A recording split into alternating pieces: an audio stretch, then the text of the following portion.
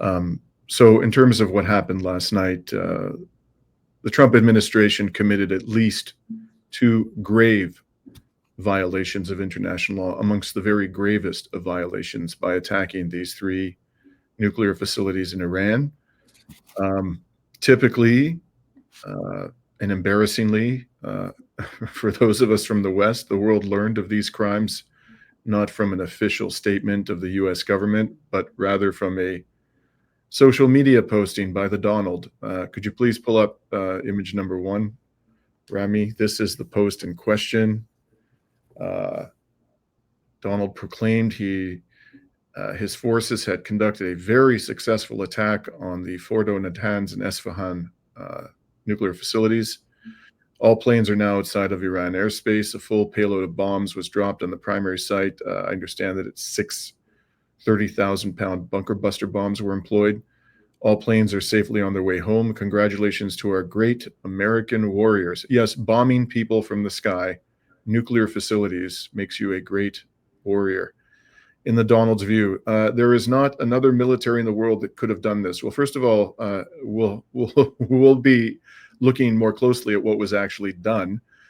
Secondly, I think that that's a highly debatable proposition, even if they were successful. I would imagine that the Russian and Chinese militaries and perhaps others are capable of such a thing. But the real question is, what did they actually accomplish? Now is the time for peace, proclaims the Donald. This is, of course, standard Western imperialism.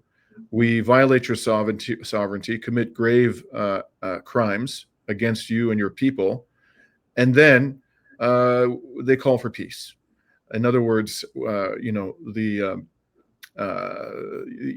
required to surrender your right to defend yourself, and we have the right to engage in any act of aggression we choose with impunity. That's essentially what is encapsulated in that statement.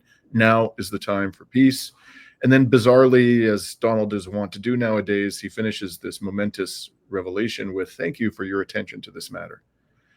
Truly a bizarre human being. In any case, why do I say that they committed at least 2 grave violations of international law? And before I tell you why, I'm seeing more and more commentary when I talk about international law to the effect that, why even bother? Why even bother talking about international law? Because the governments that are the most powerful in the world, and most notably the United States government, couldn't care less about international law, which is a fair point. The reason why I talk about it is because a lot of people do actually care about international law. Ordinary citizens, they do want their governments to comply with the rules, the norms governing international behavior. And I do think that it influences public opinion when it can be demonstrated that an act of violence committed by a state actor was either legal or illegal. And in fact, the Trump administration and Israel do go to some lengths to try to persuade the world, and particularly their own citizens, that their actions are legal, because they know it has an impact on public opinion. So even though we know that these governments, these regimes, the Trump regime and the Netanyahu regime, have zero regard for international law, I still think it's important to have these discussions. So what is the first crime I say they committed? First, the US bombing of Iran's nuclear facilities constitutes the crime of aggression. The crime of aggression was defined in 1974 in the UN General Assembly Resolution 3314. And here is the relevant part of that resolution. You could pull that up, Rami. So this is Article 3B of the resolution you're looking at there. You had it there. Okay. And it says, it might be too small for you to read. Article 3 begins, any of the following acts, regardless of a declaration of war, shall, subject to in accordance with the provisions of Article 2, qualify as an act of aggression. I'll come back to Article 2 in a moment. And the second example is bombardment by the armed forces of a state against the territory of another state, or the use of any weapons by a state against the territory of another state. Now, Article 2, which is referenced in Article 3, says the first use of armed force by a state in contravention of the Charter shall constitute prima facie evidence of an act of aggression, although the Security Council may, in conformity with the Charter, conclude that a determination that an act of aggression has been committed would not be justified in light of other relevant circumstances. So this doesn't apply because the Security Council has made no such determination. And even if the United States tried a stunt like that to get the UN Security Council to bless what it did, I have no doubt that the Chinese and the Russians, based on what they had, their harsh condemnation of this, would veto it. So this is unquestionably an act of aggression by the United States against the state of Iran. And it's important to note that the International Military Tribunal, which was established by the victorious Allies in the aftermath of World War II, oftentimes referred to as the Nuremberg Tribunal, described the crime of aggression as the, quote, supreme international crime because it contains within itself the accumulated evil of the whole, suggesting that it's even more criminal and dangerous and culpable than crimes against humanity such as genocide and apartheid. That may seem counterintuitive, but when you think about the suffering that was caused by the repeated acts of aggression committed by the Axis states in World War II, they killed far more people than were killed in the genocide that was carried out during World War II. I mean, the number was probably in the hundreds of millions, frankly, when you add up all the victims across the world. So I think that assessment by the Nuremberg Tribunal was quite fair, that this is the supreme crime, the crime of crimes. Now, the United States cannot justify this as an attack, as an act of self-defense, because Iran did not attack the United States prior to the U.S. bombing of its nuclear facilities. Nor is there any proof that Iran was planning to launch an unprovoked attack on the United States. All that Iran did was prepare, I think quite reasonably, to respond to an attack from the U.S. if it in fact carried out such an attack, because Trump repeatedly threatened to attack Iran from the time he has returned to the White House in January of this year. So there was nothing illegal, unlawful, or provocative on the part of Iran preparing to attack in the case it was attacked, and in stating very clearly that it would respond militarily if it was attacked. That doesn't justify anything that the Trump administration did. Now, even if the U.S. had a justification for attacking Iran, and it had zero justification in international law, the attacks on Iran's nuclear facilities would still be a grave crime in international law. Armed attacks on nuclear facilities are prohibited under international law, and particularly by resolutions of the General Conference of the International Atomic Energy Agency. If you could pull up, please, item 3, Rami. This is resolution, there we go. This is resolution 444 of the General Conference of the International Atomic Energy Agency, and I'm highlighting clauses 2 and 3 of this resolution. The General Conference considers that any armed attack on and threat against nuclear facilities devoted to peaceful purposes constitutes a violation of the principles of the United Nations Charter, international law, and the statute of the agency. And the following paragraph 3 says that the conference urges once again all member states to make individually and through competent international organs further continuous efforts aimed at the prompt adoption of binding international rules prohibiting armed attacks against all nuclear installations devoted to peaceful purposes. I suspect that the Trump administration would argue, as would Israel, that these facilities were not devoted to peaceful purposes. The problem with that absurd argument is that the judgment of the International Atomic Energy Agency, right up until the current time, is Iran doesn't have a nuclear weapon. And the U.S. intelligence agencies themselves assessed in their 2025 threat assessment that Iran is not developing a nuclear weapon. So you can hardly say that these facilities were not devoted to peaceful purposes. They clearly were. So this too was a grave crime committed by the Trump administration yesterday. Now, what about the U.S. Constitution? Well, at least one Republican lawmaker, Thomas. Yes, go ahead, Rami. Before, Iran has called for a UN Security Council meeting that should be happening later today on the Islamic Republic of Iran mission to United Nations in New York. They tweeted a post saying the permanent mission of the Islamic Republic of Iran to United Nations has submitted an urgent letter to the Security Council at midnight local time vehemently condemning the United States' unlawful and reckless bombing of Iran's nuclear facilities. The United States and the bloodthirsty Zionist regime of Israel shall be held fully accountable for these flagrant violations of international law and must face the grave consequences thereof. Now, the United States has a veto power as a permanent member of the UN Security Council. What form of justice could Iran ever hope to achieve at the UN Security Council, and how would they be able to make them be accountable for this violation of Iran's sovereignty? Yeah, well, we know the answer to that question. There will be a veto if any resolution is tendered, and they might not even tender a resolution condemning these attacks as criminal as they are, because they'll know in advance that there's no hope. We'll see what happens there, but I still think there's utility in Iran doing this, and Iran has consistently done this, by the way, at every step of the war that has been waged against it. For example, when its consulate was destroyed, its embassy complex by Israel in April of last year, it goes to the UN Security Council. And I think the value to Iran in doing that is that the world sees, particularly the non-Western world, that they're trying to employ, they're making a good faith effort to employ the international legal architecture to address their legitimate grievances.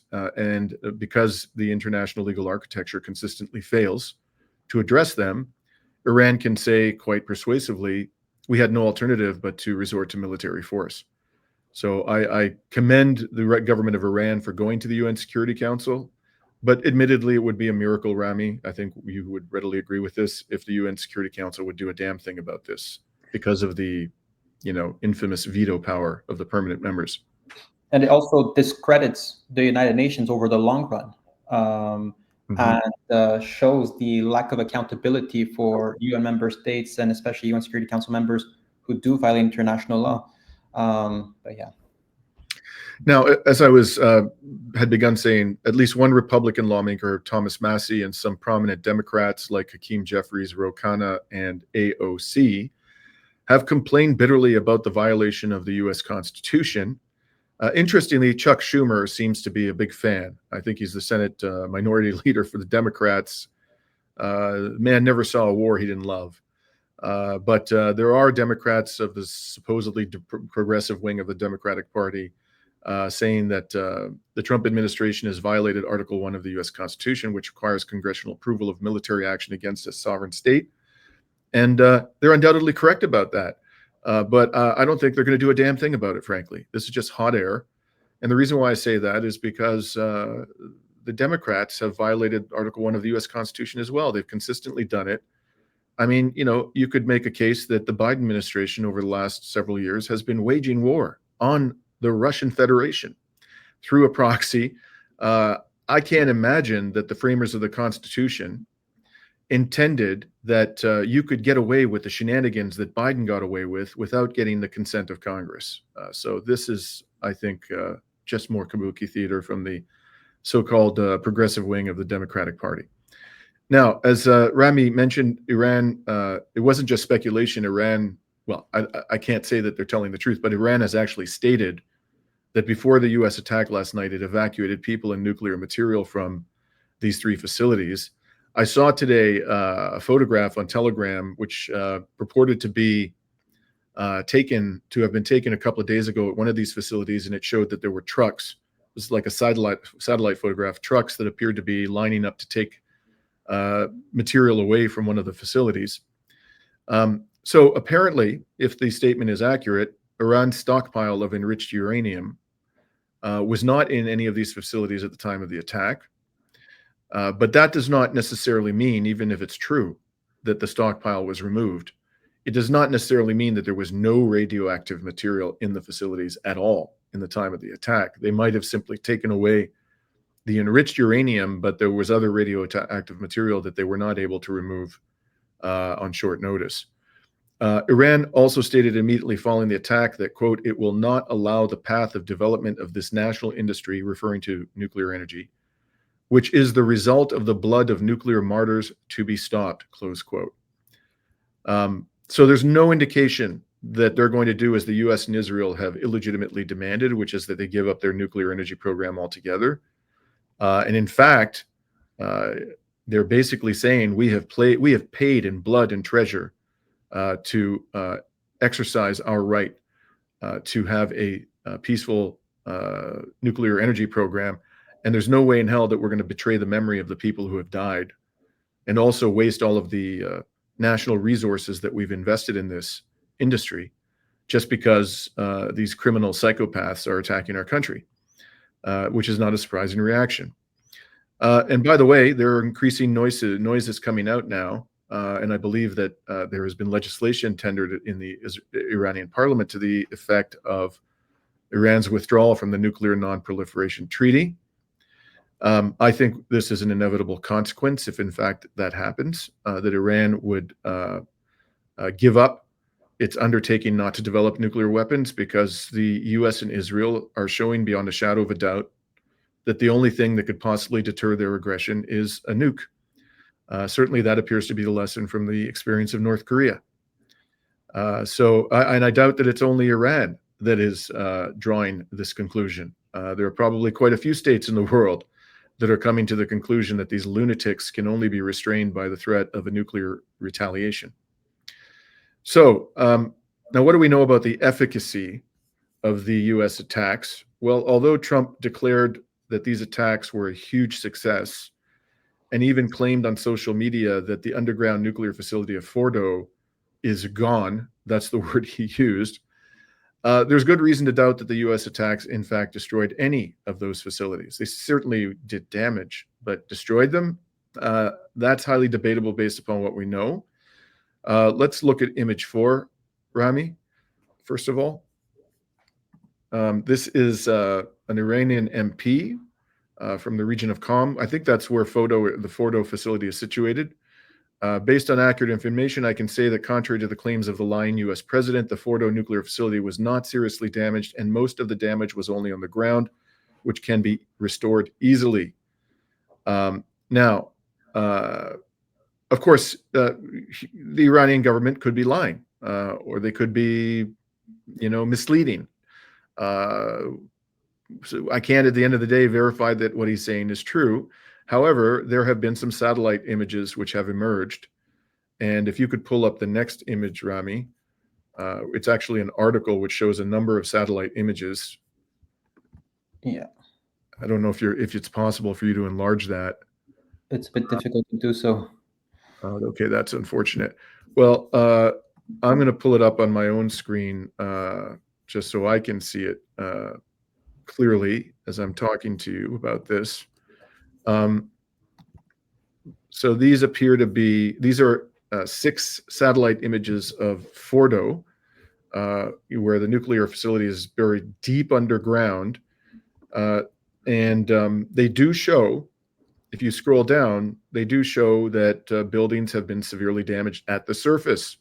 But that is not the goal. Those facilities can easily be reconstructed. The meaty and important part of the facility was deep underground.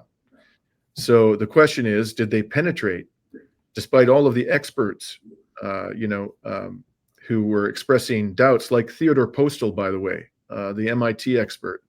He's done a number of interviews recently in which he discussed the immense challenges of penetrating at that deeply into the nuclear facility and causing it to be destroyed.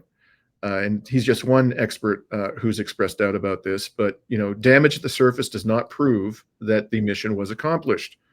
Now, there are other satellite photos in this article. It's unfortunately you can't see them, which show holes in the ground, 6 holes in the ground at Fordo. The other sites apparently were attacked with Tomahawk missiles. If they can't, by the way, if they can't destroy these sites with 6 30,000-pound bunker buster bombs, very unlikely that they're going to destroy them with, the underground facilities with a couple of dozen Tomahawk missiles. But anyways, this last photograph in this article shows 6 holes in the ground at Fordo. Now, 3 of the holes are close together, and then they're separated by some distance from the other 3 holes, which are close together. What I can say about this, and I believe this came from an interview I saw of Theodore Postel, the for this to be successful, to have any realistic chance of success, the second bunker buster needs to go into the hole, essentially the same hole, because what happens is the first bunker buster achieves a certain level of penetration, and the second bunker buster then profits from that and penetrates further, and the third one penetrates yet more, and eventually you penetrate into the facility underground. So, Dimitri, so Zaid, who will be joining this call later on, was mentioning that the nuclear facility is 80 meters deep, and these bunker busters could only hit 60 meters. So there's like a 20-meter gap that is quite difficult to reach, and especially that it's surrounded by mountains. Right. Yeah. And Theodore Postel was also, one of the things he highlighted was a study by Chinese experts, which showed that if the roof of the underground facility is angled, then even if the bunker buster penetrates deeply enough, depending on the angle at which it strikes the reinforced concrete or whatever it is that they put at the roof of the facility, it might just end up deflecting and not penetrating, but actually deflecting and then going off to the side. And Postel's operating assumption is that the Iranians were smart enough to structure the roof of the facility in that way, so that if any bunker buster did manage to penetrate that deeply, it would just deflect off of the roof rather than penetrate the roof. So at the end of the day, we don't know. We don't know what happened, but just judging from these images, there's no evidence, hard evidence that they succeeded. They might have succeeded, but that's by no means clear.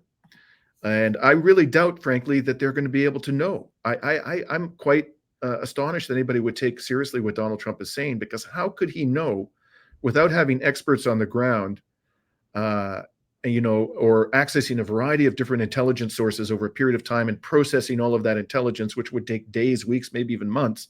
How could he have a high level of confidence about whether this was actually successful based on these photographs, which is probably pretty much all the U.S. government has at this point, is some satellite photographs? I don't know how any self-respecting person could say with certainty that the mission was accomplished. Now, I want to also share with you an analysis from the people at the Telegram channel Slaviangrad. I've talked about them before. These are people, I believe they're Russian, but they certainly have pro-Russian sympathies, and they have a lot of military expertise. So if you show image 6, Rami, we can share with our audience what Slaviangrad's experts have had to say. And you'll see there, now I confess I don't understand much of this terminology, but this is their reaction. If Ordo was gone, you'd see craters, electromagnetic rupture, emergency airlifts, seismographs lighting up, and IR flares beneath the mountain. Instead, we got a tweet from an account run out of northern Israel yelling, "Fordo is gone." As of now, there is no SAR confirmation, no crater clustering, no multispectral flash analysis, no underground fire signature, no BDA loop. If Fordo still spins tomorrow, Washington just pulled off the most expensive influence op in bunker busting history, only to watch Tehran climb the escalation ladder unscathed. For what it's worth, that's their assessment. So let's move on.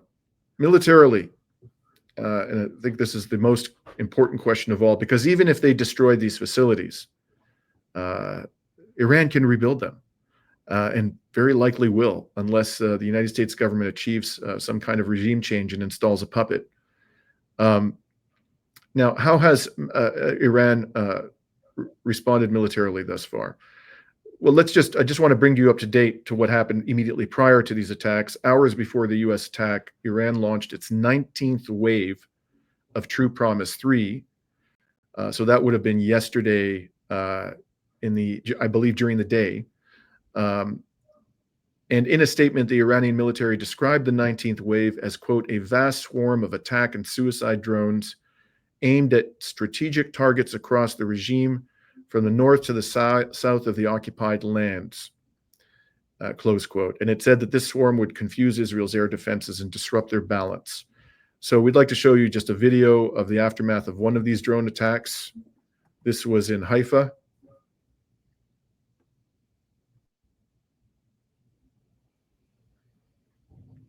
As you can see, one of those drones appears to have wrecked a building. Now, the Israeli media claim that this is the first successful drone attack since Israel launched its war on Iran. Personally, I find that difficult to believe, but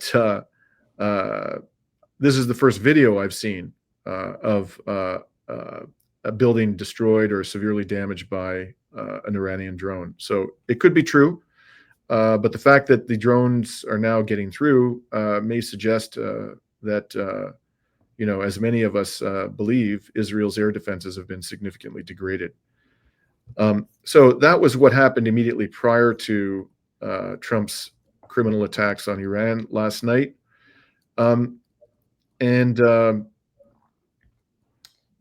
In response to the attacks on the 3 nuclear facilities, Iran launched within hours of those attacks its 20th wave of True Promise 3.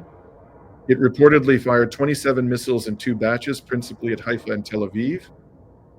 I want to come back to this, but by the way, that's from last night. This is Tel Aviv. Can you start over the video again, Rami? Yeah.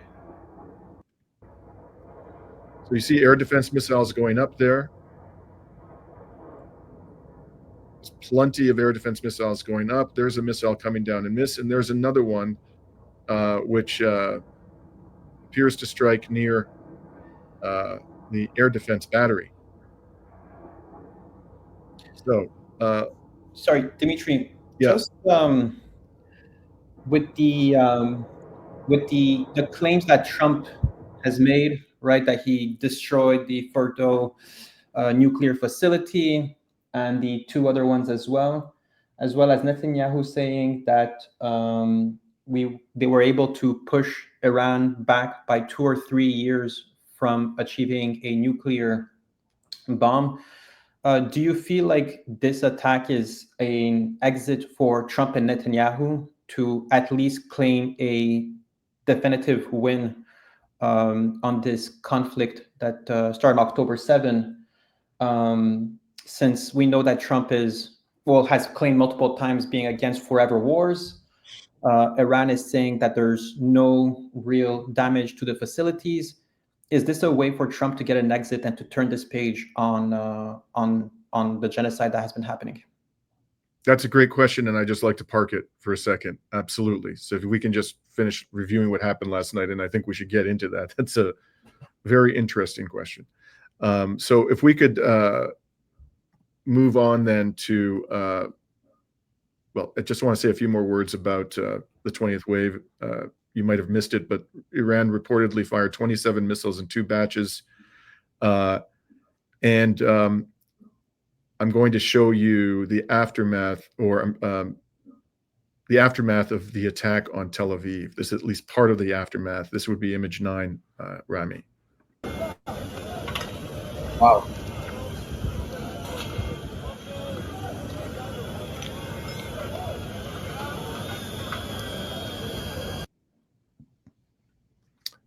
And we also have some footage of the aftermath of the attack on Haifa. This would be video 10.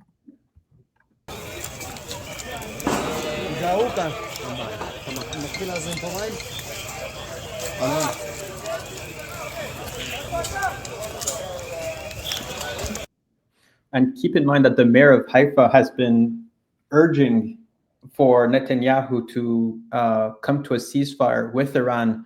I mean, when you see the damage that they've been taking in Haifa, you could clearly understand why. Yeah. And has been also calling for expedition of compensation for the damage of property. Right. Well, I'm not surprised. Now, interestingly, Israeli media reported that a missile struck Haifa without air raid sirens sounding. There was no warning. The Iranian military stated that the 20th wave, the wave they launched in retaliation, targeted Ben Gurion Airport, Israel's Biological Research Center, and, quote, support bases and command and control centers at various levels of the enemy, close quote. This morning, Slaviangrad published a report by someone named Fotros, I don't know who that is, that, quote, the Institute for Biological Research south of Rishon LeZion was completely destroyed. This is one of the most sensitive facilities of the Israeli Ministry of Defense. So yeah, they do biological research. That shouldn't surprise anybody at the Genocide Ministry. Now, again, I have no idea if that report is accurate. I've not been able to find any credible reporting on what happened to Ben Gurion either. But based on what we've seen from Iran's missile attacks thus far, I would be very surprised if Ben Gurion did not suffer significant damage last night. And for all we know, it has suffered catastrophic damage. Israeli media report that 86 people were wounded in the 20th wave of True Promise 3. As of this morning, Israel's strikes on Iran have killed a total of 865 people and wounded 3,396. Now, I've been unable to find a complete tally, or at least the official total of dead and wounded on the Israeli side. But the last report I saw about that, and if anybody knows what the numbers are in the chat, please feel free to share them. But about 4 or 5 days ago, the Israeli media reported that 24 Israelis had been killed. I think it's safe to say that whatever the number may be, it's almost certainly a much smaller number of dead and wounded than Iran has sustained, because that has consistently been the experience in just about every damn war that Israel has started and waged. The dead and wounded on the other side, particularly the civilian death toll, is always vastly higher than the civilian death toll in Israel. So you can see this in Gaza, of course. We saw this in Lebanon. We've seen it in Yemen. I don't even know if the Yemenis have managed to kill anybody in Israel with their various missile attacks, but the Israelis have killed many Israeli civilians in their attacks on Yemen. Now, as was mentioned by somebody in the chat, the Iranians report that they used a new missile in this 20th wave, one they've not used before. It's called the Khyber missile. Could we show item 12, please, Rami? Now, again, unfortunately, this is not going to be readable for all of you, so let me read it out. This article lists the main characteristics of the Khyber missile. It's an Iranian liquid-fueled medium-range ballistic missile developed by its state-owned defense company. It was first test-fired in January 2017 and publicly displayed that year at a military parade. Some defense experts note that this missile, also known is derived from North Korea's Hwasong-10 intermediate-range ballistic missile, which in turn is a modified version of a Soviet missile. However, there are distinct differences, according to this article, between Iran's missile and the North Korean weapon. The Iranian version, measuring 13 meters in length, is larger than the North Korean version. I think this is the largest missile that Iran has in its arsenal. Also, according to the article, unlike the North Korean cousin, the Iranian version does not have grid fins. I don't know what that means. Its guidance equipment is housed in a separate compartment above the tanks. This missile can reach Mach 16 outside the atmosphere and Mach 8 during reentry, making it a hypersonic threat. According to Iranian officials, the missile has a range of 2,000 kilometers, capable of carrying multiple warheads of up to 1,800 kilometers. That's a big warhead. However, some analysts note that the range may be much higher, reaching 2,500 kilometers. This missile is capable of striking 80 targets upon reaching the target area. The warhead detaches at the last stage of flight and hits its targets with pinpoint accuracy at a high speed, hindering enemy air defense systems from detecting, tracking, or effectively engaging this missile to intercept it. Now, I would imagine that this would pose an immense challenge to the layered air defenses that Israel and its Western backers have established in any circumstances. But after they've been degraded to the degree that they have been degraded, so much of the air defense missiles of Israel have been expended. Undoubtedly, they've lost some air defense batteries. Very difficult to imagine that they would be able to intercept this missile. So the real question is going to be, how many do the Iranians have? Because this is indeed a formidable weapon, and I think we've seen a few minutes ago the destructive power of these particular missiles. And Dimitri, we should also wonder what targets would they want to hit with such a ballistic missile? Yeah. Apparently, there's no shortage of them in Israel. The Iranians keep coming up with new ones every day, like the biological research facility of the Israeli military. Now, I'd like to just show you, because now let's deal with that critical question that we're getting to that critical question that Rami raised. And I think as important context is, what is the Iranian Republican Guard stating? Could you please get image 13 up on the screen, Rami? Yeah.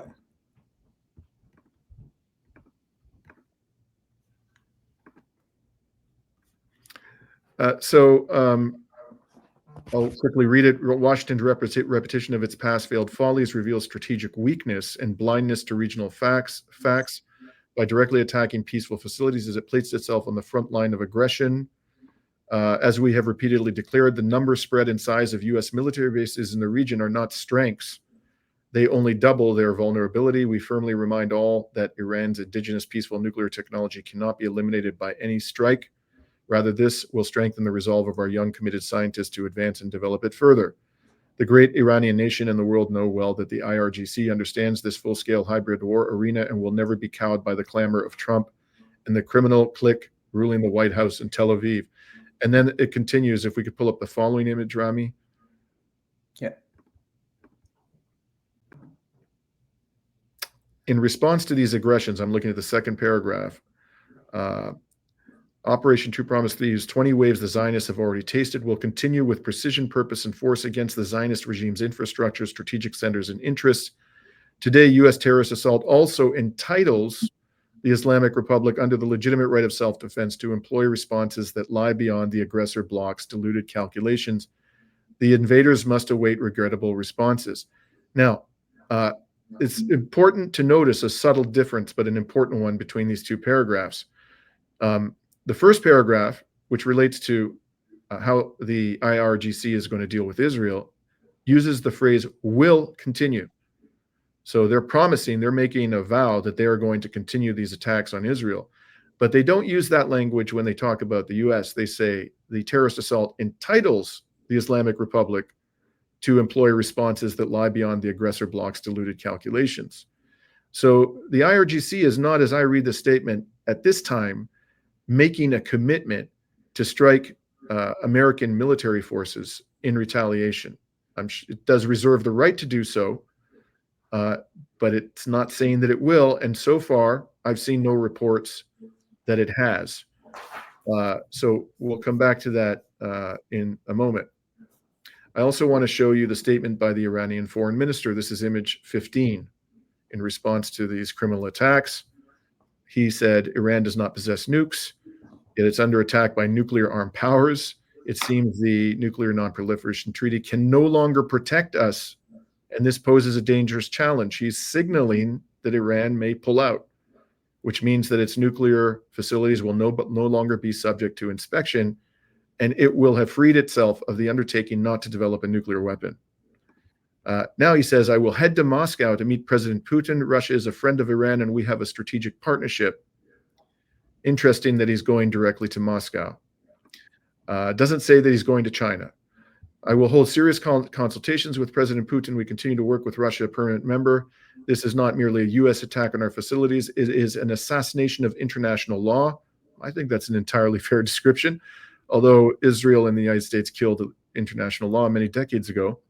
We are committed to continuing the defense of our country, and armed forces are fully prepared to defend our sovereignty. We have a wide range of options to respond to the American aggression. When the aggression against Iran ceases, we can then talk about how to resume the diplomatic path. So again, he's only talking in terms of options that are available to respond to the American aggression. He's not making any commitment, like the IRGC, to actually use any particular option, including, and most importantly, the option of military force against a U.S. military base. What I'm getting out of this, what I read from all of this, and the fact that they've not yet struck a U.S. military base, is that for the time being, and I think this is a very clever move on their part, and I hope that this is what they're doing, they are going to focus their retaliation on the genocidal entity. This is going to put the Trump administration in quite a quandary if it wants to continue attacking Iran. Already it's getting flack. There's heavy opposition amongst the population in the United States to a war with Iran. I think a majority of the polls I've seen suggest that even a majority of Donald Trump's base don't want a war with Iran. If now, having struck the nuclear facilities and proclaimed it to be a great success, if Iran does not retaliate by striking a U.S. Military base, but it just continues to attack Israel, which, according to the United States, started this whole war unilaterally. That's the word that Rubio used. How is Trump going to explain to the American people that he's launching another attack on Iran? If Iran shows the immense restraint of not attacking any of those U.S. military bases in the region in response to what is effectively a declaration of war by the United States, I think Trump is going to have a really difficult time convincing the American people and even members of his own base that he has a justification of going any further. I mean, Dimitri, it definitely seems that it would be a trap for Iran to attack the United States. It would it would distract basically the fact that the main issue in the Middle East is the American base, which is Israel, right? The settlement that is corrupting the entire region. But most importantly is that Hezbollah has not really launched any attacks on Israel since they agreed to this truce or ceasefire. Do you believe that that we could witness a re-engagement of Hezbollah in this conflict? Yes, I think that's a distinct possibility, although I think they're probably not ready yet. I think they're going to want to see whether the United States is done, and I think you were quite right to ask that question, because there are multiple indicators that the United States might be done. Personally, I think it's not. I think more likely than not, the United States is going to the Trump administration will find a pretext to attack Iran again if Iran continues pummeling Israel. It's hard for me to believe that they won't try to find a pretext. And as someone mentioned in the chat, and many people have speculated, worst comes to worst, the Israelis might mount, or even the Americans themselves, some kind of false flag operation, involving dead Americans, in order to build public support for more criminal attacks on Iran. So there's a number of ways this can play out, but I think Hezbollah right now is probably waiting to see whether this is going to continue the joint U.S.-Israeli attacks, or whether the United States is now going to stand down and leave it to Israel and Iran to fight out. If it's the latter, I think Hezbollah probably will not come in.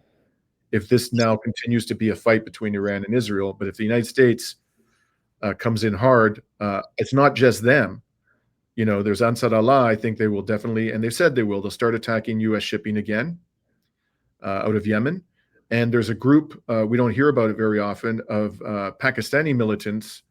I think the group is called Zanayub, who have said very clearly that they will go to war against military bases, U.S. military bases in the region, if the U.S. continues attacking Iran. And then there are militias in Iraq, which are probably poised and may actually launch attacks on U.S. military bases in Iraq, whether or not the Trump administration attacks Iran again.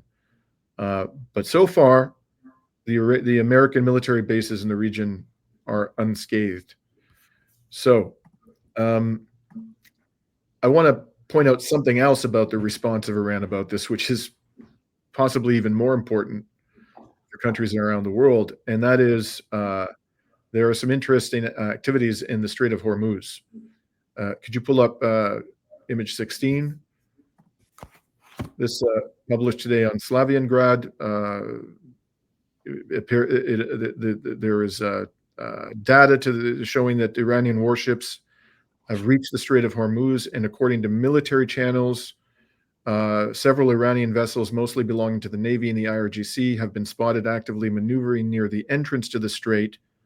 They are moving along major shipping routes, creating tension in one of the most important hubs of the global oil trade. Technically, they don't even need to use ships, the Iranians. They could just, put mines into the water.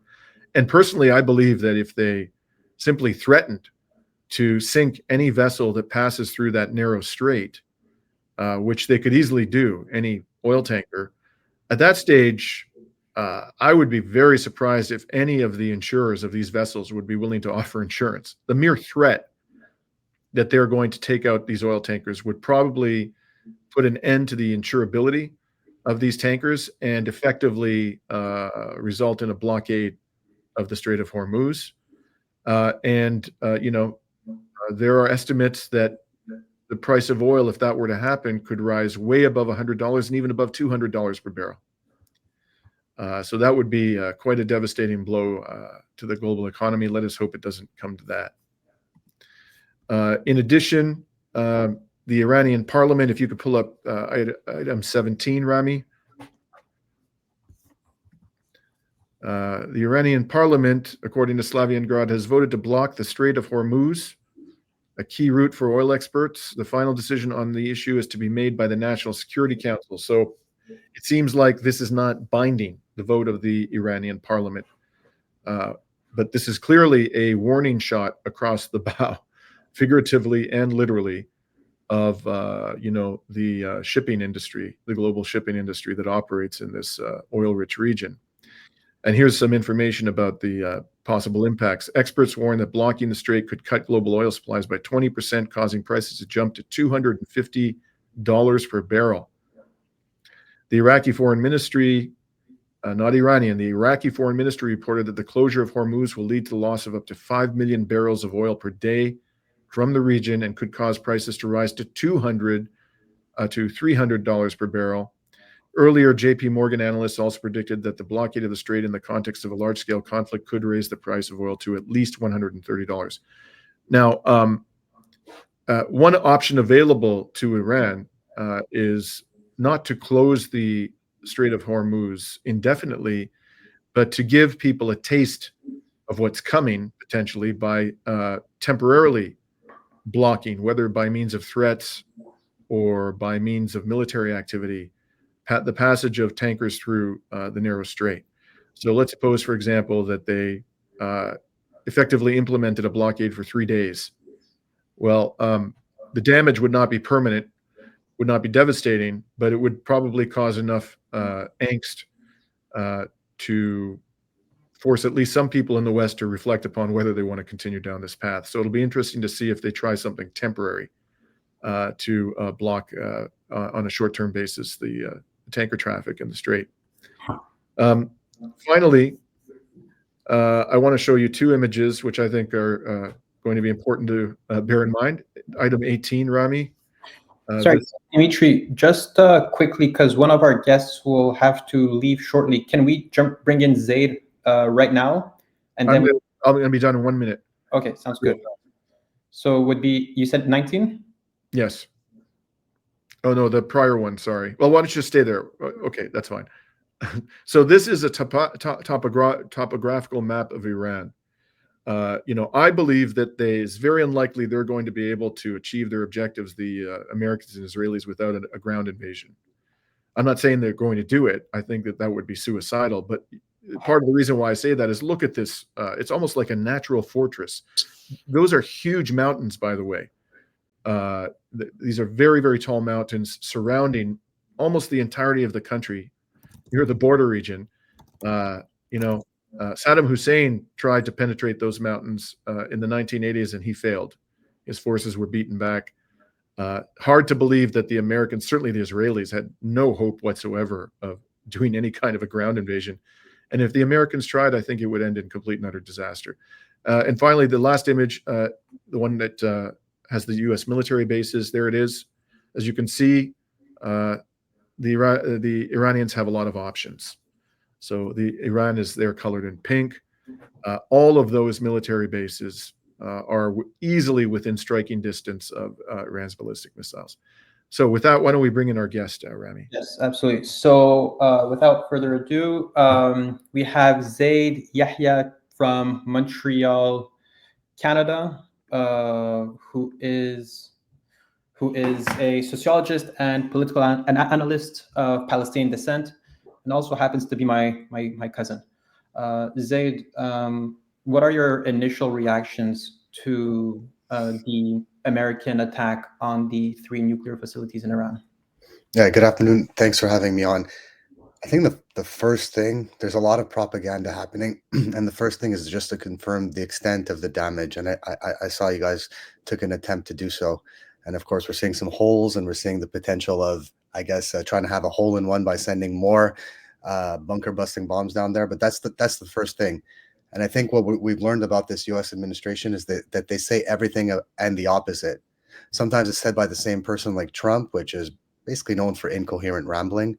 And sometimes it's said by Marco Rubio. So now there's this kind of, we've bombed you now, perhaps you should come back to the negotiating table, which I don't think Iran is seriously considering right now, nor should they consider. And I think it was really important to strike back at Israel immediately after that. And I think a problem that Iran has been struggling with as of October 7 is to really establish the correct balance between establishing deterrence and also managing the escalation ladder. So those two opposing forces. And so that's what they're doing right now. And I recall an article by Charmaine Narwani from The Cradle a couple of months ago about the logic of boiling a frog. So a frog basically would not know until, it's about to die in that boiling water to jump out of that water. And I think Iran is slowly turning up the pressure with, as you gentlemen said before, using new weapons, testing Israel's capacity to handle these rockets and these missiles. And so I think that's what's going to continue to happen for now. So there's an entire masquerade going on in the political game. I see Euronews has said, I wondered, I just thought to myself, has one form of deterrence that Iran has established is the fact that, according to Euronews, those B-2 bombers and I guess whatever launched the Tomahawk missiles at the other sites, not Fordo, they came off of naval platforms. So they came off of likely aircraft carriers, which are probably, when you look at all the assets on an aircraft carrier, about worth $20 billion US dollars. Those can be easily sunk. When I listen to analysts like Andrei Martyanov, they seem to be old technology that don't conform or correspond to modern forms of warfare. So they can be sunk, essentially. Now, that would be a drastic thing and a massive psychological blow to the population of the US, which would probably force them to take drastic action. But there's a lot of vulnerabilities right now. And I think the path is going to be to continue to strike at Israel. And where does the US go from here? Like, what's the next step? And so, do they go back? We're having new, like they bomb them. They bombed a nuclear site, or allegedly bombed a nuclear site, and then you have still people like Van Jones on CNN today. I saw that he was saying that we ought to bomb Iran because they chant death to America and they're brutal with women and so on and so forth. So, you're throwing everything at the wall and see if it sticks. But I recall Walter Lippmann, the great liberal bourgeois propagandist in the 1920s.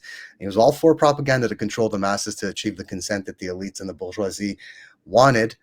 But the danger was that they were going to buy their own bullshit, so that the government, the elites, would actually believe the propaganda themselves. And there's examples in Italy after World War I, and that he cites. So he said that was the danger as a proponent of liberal propaganda. And so I think that's a major concern. You're seeing apparently Larry Johnson the other day with Alistair Crook, very informative. As Larry Johnson said that his contacts in the U.S. military actually believe that Iran's air defense systems are totally finished off, and so that they don't have any capacity to manage, the air. So Israel would have achieved air superiority. So all these things playing out, I'm not sure what the American plan is. I'm not sure what the American end game is. I think there's a form of, what I was going to say about the naval platforms is none of the Gulf countries actually volunteered to allow America to fly out of their like Al Udeid Air Base, these massive investments, and they're coming in from Guam, and they're not flying from Guam, although I understand the B-2 bomber could reach Iran from Guam. They're coming off of U.S. naval platforms. What's the sustainability of that? How long can they stay there? And of course, they're potential targets. So that's my analysis for now. And also, how much capacity does Israel have to keep on taking hits? Zaid, I have a question for you. I'd be very interested in you. Thank you for your wonderful analysis. And by the way, because we were rushing, I didn't mention that a number of predominantly Muslim states, including Saudi Arabia, have condemned this. In fact, of the major ones, the one that was least harsh was, interestingly, Turkey. But the others have been quite clear in condemning it. And my question to you is this. So Seymour Hersh, I don't know if you saw his piece, came out with an article about a week ago saying that Iran was going to be attacked by the Trump administration essentially this weekend. And he gave a lot of insight. He consulted people he regards as very reliable sources in the US government into what they're thinking. And one of the things, I almost fell off my chair when I read this. And this is what I want to ask you about. They think that maybe by attacking Iran, they might achieve regime change in a bloodless, simple sort of way, because Khamenei will just pack up and leave. Mm-hmm. He'll leave the country, he'll go seek refuge elsewhere. Now, I've spent a good deal of time in the last 18 months amongst Shia Muslims who are on the ground fighting against the Israeli genocidal entity, including particularly in South Lebanon. I personally found this laughable. I'm interested in what your reaction is. Do you think that there's a reasonable prospect of the supreme leader packing up his bags and leaving Iran because he fears for his own life? Well, I think that's a really interesting question. I think he's a deeply devout person and committed to the cause, both religiously and in the temporal world, if you will. I don't think that that's likely. Okay, I really do not think it's likely. I would say as well is that, does Iran have a real solid civil society? Okay, compared to Iraq, when you have extremely authoritarian states, or one of the theories of fascism through Gramsci would be that one of the aspects of fascism is the complete crushing of civil society. And so civil society includes everything, of course. It includes unions. It includes, even corporations, if you will, religious institutions, the school system, the media, and so on and so forth. It's a system of consent. When you destroy that whole thing, like a Saddam Hussein, and even the kind of Bashar al-Assad system was not sustainable because it's top-down authoritarianism, like a bourgeois form of dictatorship. And so I believe that Iran is much stronger structurally within the society. So even if you decapitate and take away Khamenei, the question is the society going to completely collapse? Is he the only thing holding the glue together?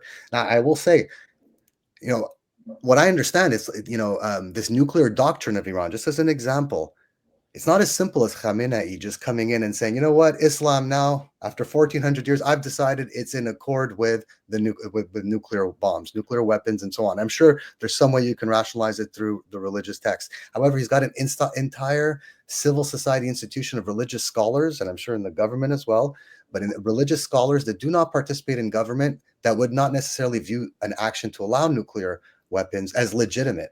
And in fact, there's a large section of the Shia religious authorities that refuse to participate in politics, almost like the anarchists, because politics are a dirty game of domination and control. And of course, morality goes out the window.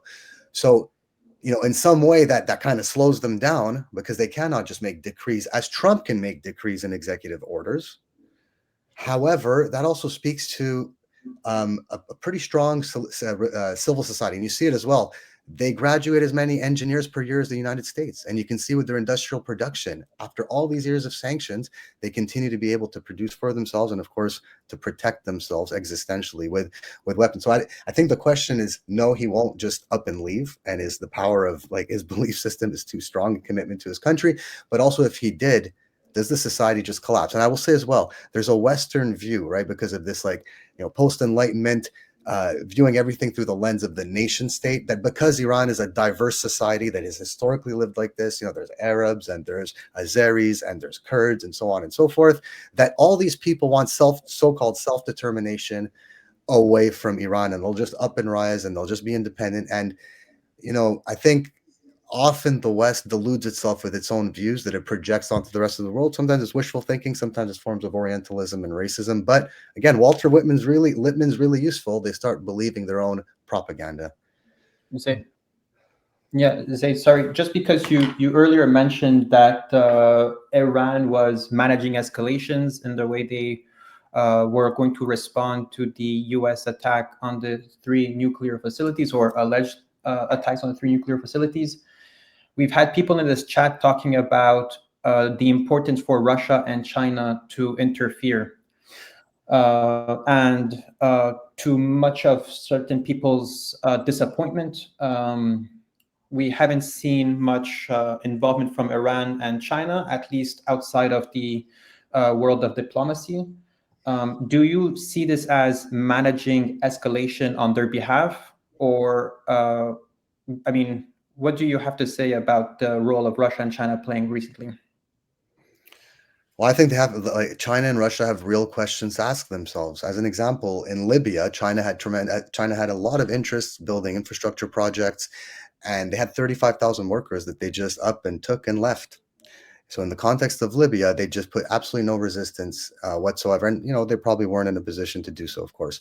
In the case of Russia, South Africa was lobbying Russia very hard to intervene and not allow these UN resolutions based on some sham Arab League resolution to bomb Libya. And of course, that was just a responsibility to protect operation, a bombing campaign, not a sodomizing regime change has happened, right? What I'm saying is, at some point, Russia and China will have to decide to take the gloves off.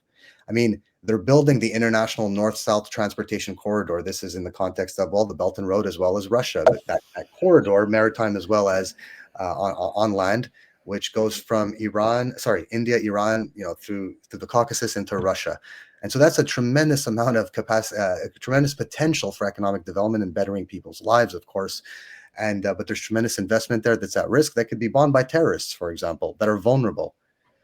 And so China also gets a tremendous amount of its petroleum from Iran. Now, I just wonder, because there's an interesting thing happened today. Putin was making statements that seem to be, a good portion of Israelis speak Russian. We have a tight relationship. It's very reminiscent of what Lavrov said after October 7, that Israel and Russia are united by the bond of fighting the Nazis. Now, it's debatable whether Israel should really have the inheritance of those the Jews that died in concentration camps in Europe, but they do have those views. And so in Syria, the same thing. They ended up having cozy relations with the new Joulani government, this radical Islamic government. So I think they have real questions to ask themselves, and if they're too pragmatic, there could be issues. But there's another angle to this, that Iran is capable of handling this. And I think right now, just considering the back and forth between Israel and Iran doesn't look too damaged. They don't look too worse for wear. And they seem to be able to continue to operate. And obviously, at least from what I can tell, there hasn't been large-scale protests or the people demanding change or whatnot. So I really do think at some point, though, Russia and China will have to decide, are we just going to let this happen because we're next? Egypt, who stopped that land-based flotilla, they prevented the activists from getting to Gaza. They also, is Israel, like, now that Israel's on this winning streak, as they view it, of expansionism and imperialism, and along with America, of course, are they gonna be okay with both Egypt and Turkey having large standing militaries like that, even though they're very closely related to the US? Are they going to allow for that? Because if you have a revolution or that gets into the wrong hands, well, that military can be turned against Israel. And of course, Israel doesn't tolerate any power around it. They cannot. Dimitri, Can I just add a few thoughts? I totally agree with everything you said about Russia, which I think would be of interest to our viewers, is that Putin gave an interview recently, I think it was 2 days ago, in which the interviewer asked him, there are a lot of people out there saying that Russia is an unreliable ally. Did you see that exchange? I did not see that. Yeah. So I thought it was interesting. Obviously, if Putin didn't want that question to be asked, I think he probably could have prevented it from being asked. But he seemed to me to be inviting the question. So he's feeling the heat. And in the course of, I think he's feeling the heat. In the course of, answering that question, he said pointedly that the Iranians hadn't asked Russia for help. He just said help. I think seemed to be focused primarily on air defense systems, but I understood his comment to be more broadly related to any form of military assistance. What do you make of that? I mean, let's suppose that's true, that Iran hasn't asked for help. Why do you think it hasn't asked for help? And if it were to ask for help, what do you think the Russian Federation would do? I mean, those are really good questions, and I think if it's true they didn't ask for help, they must feel confidence in their existing aerial defense systems, you know. And I think they've kind of proven, but they're still getting hit. So I assume that they could benefit from having some S-300 platforms to launch at those. So I don't know what all this means. I mean, they've been signing strategic agreements, strategic partnerships, even with regards to defense and alliances of that type. And but then to make these types of statements is very confusing. On the other hand, Medvedev, you know, who's really strong with his statements, you know, almost maximalist. I mean, a couple of months ago, he's talking about Poland will no longer exist. It will go back to its 19th century history. And so he's been saying that, hey, a number of countries are willing to give Iran nuclear weapons. And so he's been saying things that are more hopeful as it relates to arming Iran, if you will. So I'm not sure what to make of this right now, but I find Russia's track record has been less than optimal. And in fact, we know the stories about Putin and Russia wanting to join NATO, not having taken so much time to realize that after the Soviet Union was liquidated, the plan was to continue to keep Russia poor. I mean, this is a 19th century plan. It's a 19th century plan to make sure that Germany and Russia do not link up in terms of industrial production and resources. You have the Great Game. You have all this Rudyard Kipling stuff. Afghanistan is a casualty of Britain constantly being hostile towards Russia in the 19th century, of course, the Russian Empire at the time. So I'm really unsure what the game is. I mean, even sometimes it speaks to weakness, because how much trust has Putin put into Erdogan? Over and over, Erdogan, who I do not view as a particularly astute politician, he's taken advantage of the Russians over and over. Sorry, Zaid, someone in the comments had mentioned that there were some Russian scientists inside the nuclear facility, specifically, I believe, Fordo. And there's also, we've seen through flight trackers, lots of movement between China and Tehran. So maybe we will uncover more information in terms of what kind of collaboration was happening there. But Dimitri, earlier you've mentioned that there's been some heavy condemnation from Arab and Muslim states, but one of them that was particularly quiet was Syria. Syria. So Syria has, I don't believe there has been any reaction from Syria related to conflict or during the attacks between Iran and so-called Israel. Zaid, what kind of, I mean, I come to no surprise, of course, but Zaid, how do you feel the collapse of Syria has influenced the current dynamics between Israel and Iran? Well, I think Syria is not, it's kind of up for grabs. And I think, again, it's part of the, it's another dimension of Israeli and American confidence. And I think right now what's sad in Syria is the massacres and the human toll that's taking place because of these radical Islamists. And so, but I think the worry right now is that Israel is going to extend into Damascus, right? And I think that's what's happening. But I think it just speaks to their overconfidence. Can they continue to hold and control South Lebanon and southeastern, Quneitra, southeastern Syria, as well as parts of Damascus, and bomb Iran and bomb Gaza? Can they continue to do all this? I'm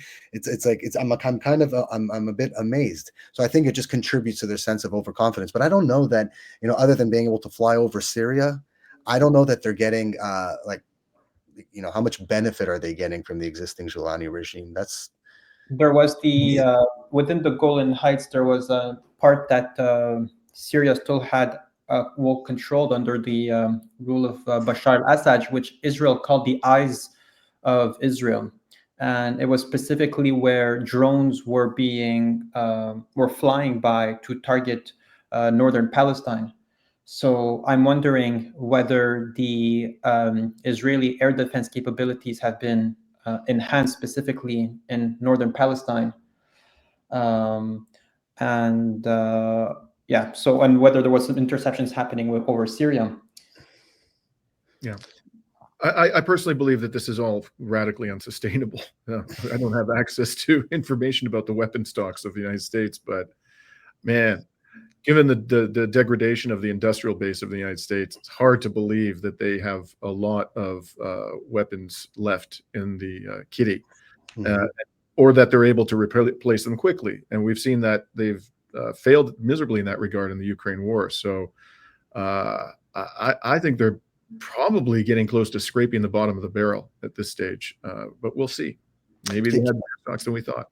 What do you make of? I mean, both of you, is it Washington Post and Wall Street Journal over the past couple of days before the strike for Iran, so maybe preparing us psychologically for the strike on Iran, was talking about the need potentially to intervene because Israel's going to run out of air defense system missiles within a week or 12 days. So if those stories are true, I mean, what does that mean? Does that mean the Americans have to come in? Is there going to be a ceasefire, or maybe they just weren't true stories? It was just a way to get the consent to bomb Iran?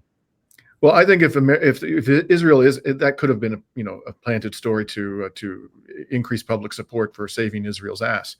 But there are indications on the ground that in fact their air defenses are becoming less and less effective.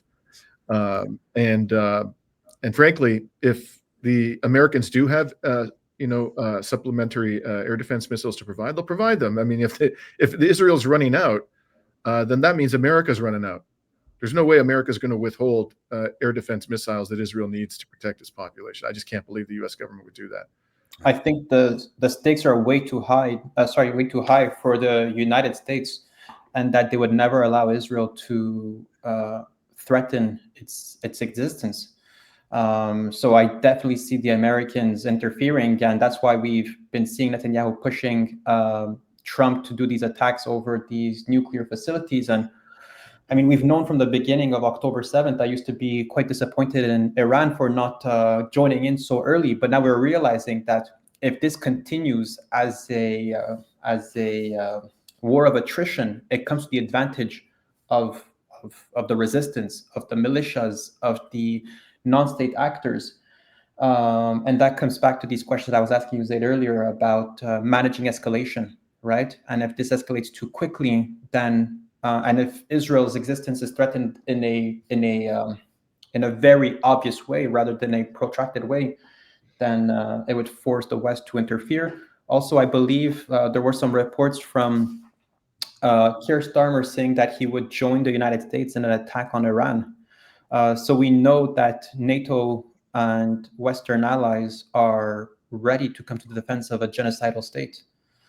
Yeah, so I think Keir Starmer was an attack on American troops occupying Iraq, for instance, would be an attack on NATO. So NATO extends to also occupation forces that the U.S. Projects its power through around the world as well. And I think just on the point too is that long game that Iran can play, boiling the frog, if you will. Well, our understanding, I guess my understanding is that they have more missiles than Israel has, artillery for defense systems. So. That's how they can outlast them. And it's going to just, as you mentioned before I came on, like right now they're striking Israel back. That puts pressure on America to, if public opinion matters, at least in terms of the elites, to now wage a war, not because Americans got hit, but because Israelis are getting hit over and over and over. And I think also the Iranians have to realize that if you go to the negotiating table, like this thing is perpetual. They're always going to find another reason to bomb you. Right now they're bombing you because they don't like your position at the negotiating table. That's one of the alleged stories they're advancing the United States. So they kind of have to establish deterrence by continuing this right now. So I want to also say, do you agree it's a very clever move to just focus their fire on Israel and refrain for the time being from attacking military bases in the U.S.? I think that would be quite a wise approach. Do you agree with that, Zade? Yeah, I definitely agree with that. It just puts pressure, and it's in terms of public opinion, it puts pressure on Israel as well and the lobby to fire up whatever propaganda they want to use this time. And I wanted to just say as well, and that was a good clarification by the person in the chat as it relates to nuclear scientists from Russia. I had read that as well in Iran. I guess the question would be, if a couple of nuclear scientists got killed that were Russians, would the Russians do anything? Because with the Turks in Syria, when they shot down a plane or something, nothing really happened from the Russian side after. So, Dimitri, earlier when I asked you the question about whether this attack on the nuclear facilities was an exit for Trump, and Netanyahu was saying that Iran is now 2-3 years further from achieving a nuclear bomb. Keep in mind that according to Netanyahu, that was 2 weeks before. What I find specifically interesting is the number 2 to 3 years, which would coincide in some way with the end of Trump's mandate. So it could seem as some form of exit for Trump today, but keeps the door open that Iran will always have the potential of being a nuclear threat. Yeah. Yeah. He could be looking for a way out. I don't know, but again, I have difficulty believing that if Israel continues to get smashed, that Trump is going to refrain from attacking. I think eventually he probably will attack Iran again, but it's going to be much harder for him to justify that if the Iranians have refrained from retaliating against a U.S. military base. On that question, I mean, I just wrote down a note. Who was the audience for that attack? I mean, did if we consider that the attack didn't really achieve strategic military objectives, who was the audience for that attack? Is it the kind of the Zionist right in the United States? Is it Israel? They'll always demand more because if it was insignificant, they'll just want more attacks. But who is the audience? Is it Iran? Partly as well, like, hey, we can hit you hard when we want to. So who's the real audience? Who's the first audience? Yeah, well, part of it is certainly MAGA, but it's I think there are several audiences he's trying to satisfy Trump in his own insane, crazy, criminally reckless manner.